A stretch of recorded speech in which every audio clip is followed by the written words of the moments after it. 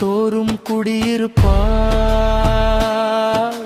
குந்திடும் கைகளை காத்திடுவாய். முத்தரு வடிவான முத்துக்குமரா முன் நின்று எங்களை நடத்திடுவாய்.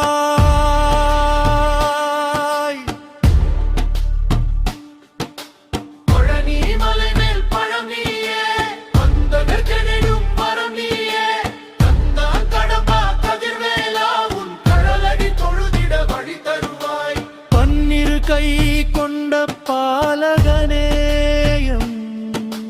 பயங்களை போக்கும் வேலவனே, சரவண பவயனும் மந்திரமே உந்தன் சந்நிதி தந்தடும் பேரொளே.